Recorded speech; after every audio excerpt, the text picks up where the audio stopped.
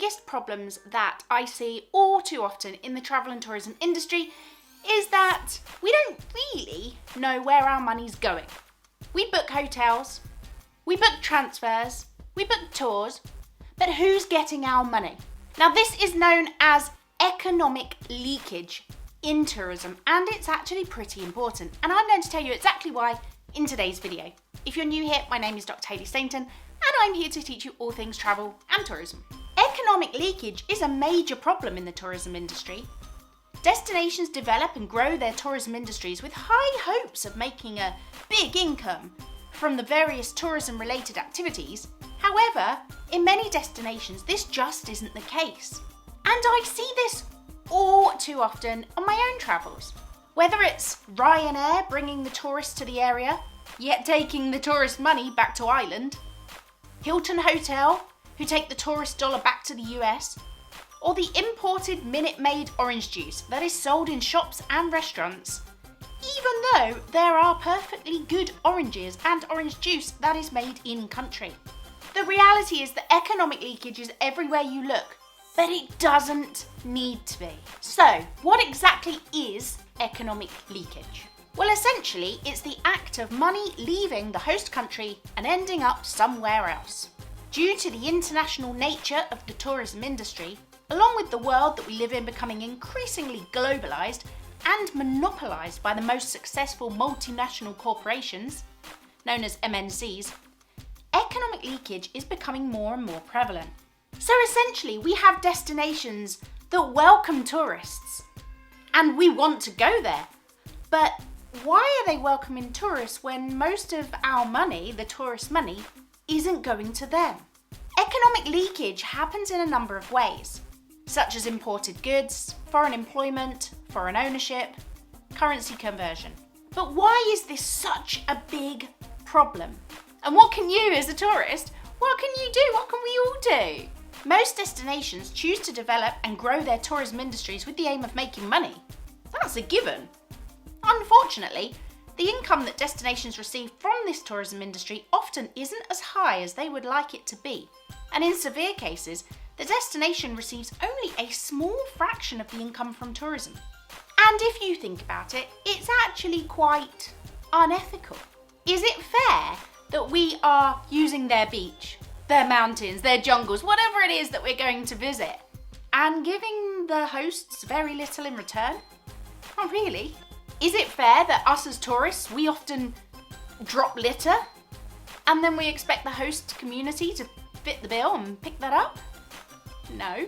And is it fair that we use up their water supply for our showers, our swimming pools, etc.? When in a lot of these countries, water's often in scarce supply. That's insane.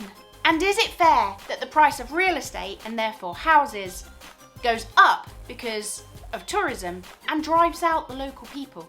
Yep, they're getting little benefit from the tourism industry.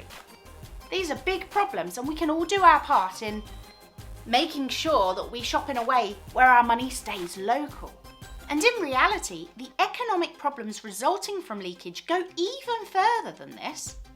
Many destinations will give up their traditional ways of making money, for example through farming, in exchange for tourism.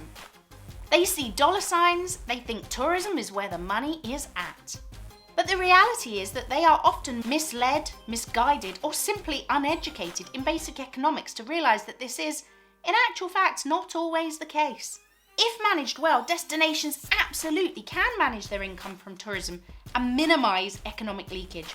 But many tourism industry stakeholders do not have the experience or the education to realise this. Instead, they welcome MNCs with open arms. They give the airline a ridiculously cheap deal to operate in and out of their airport. They stock the international products that tourists are familiar with instead of using local products. They employ the staff from overseas instead of training their own people. They don't realise the impacts of their actions, and before they know it, they have a thriving multi-million-dollar tourism industry that makes the destination very little profit. It's ironic, huh? What's more is that if the destination did give up their traditional ways of making money in exchange for tourism, then they no longer have the income from that industry either. So in effect, the destination may actually be worse off than they were before they developed their tourism industry. So the most important thing that we can do as tourists is to think about where is our money going. Whilst this isn't something that crosses the average tourist's mind, it's very important. For many people, they'll hop on over to Expedia or Skyscanner to look for their holiday. It's all organised for us. It's so simple. Just get your credit card out and click book. For most people, that's the end of the road. Aside from working out how much spending money they need, they don't think much more about money matters. But the reality is, if you want to be a more sustainable tourist, minimise your negative footprint, then you need to think actually, where is that money of mine going? One thing that you can do is to make sure that you book local. If you book with a local tour operator, local tour company or hotel, you know that your money is going to a local business. And think about the impact of multinational corporations. MNCs, also known as transnational corporations, are large businesses that operate in different countries.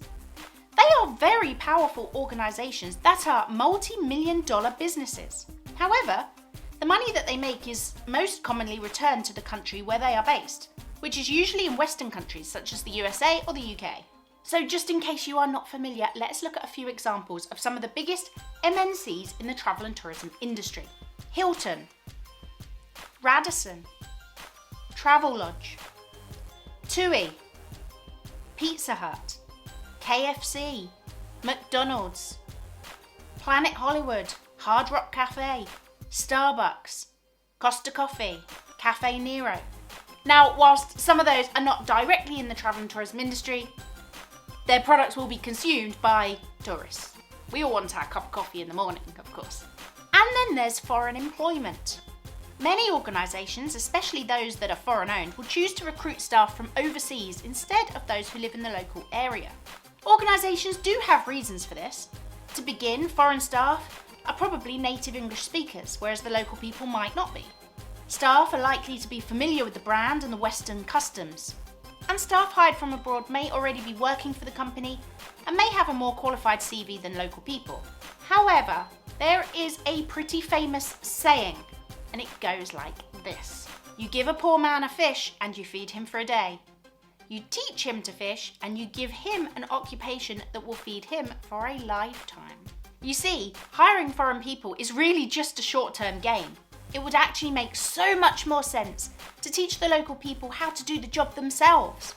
They can teach the next generation then, and so on. And then we have enclave tourism. Enclave tourism is essentially tourism that's all encompassed by the holiday company or the tour operator. Tourists are encouraged to stay put within their resort or enclave. This is often associated with the all-inclusive holiday package, whereby tourists purchase a holiday package and it includes everything from transport to food, drink, entertainment and more. The tourists have no need to leave the resort and often they don't. In cases of enclave tourism, very little money reaches the destination within which the tourism takes place.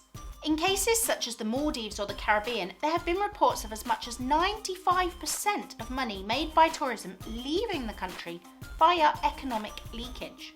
And there are also wider examples of economic leakage. Have you ever heard of the butterfly effect? This is when one thing happens, which causes another thing to happen, which then has a knock-on effect on something else, if that makes sense. Essentially, it demonstrates how everything is interconnected and how things may not seem important, but they might have important consequences. Now, the reason this is relevant is because it demonstrates how the tourism industry is, in effect, an economic system. The different parts of the tourism system are connected in many different ways. So if one part of that system is changed, it will have a knock-on effect on other parts of the system. So let's round off this video with some helpful tips and tricks on things that you and I, all of us can do when we book our next holiday to limit this economic leakage. Book your holiday through a local tour operator. Use independently local owned accommodations. Use local transport options. Buy from local shops. Buy local produce. And don't purchase imported goods. Now, hopefully this video has got you thinking a little bit about where your money ends up, and it is really important. And if you shop local, you often save money. We all want to do that, right? But also you know that your money is going to the right place and helping the right people. And if you want to learn more about the economic impacts of tourism and what you can do to help, this is the video for you next.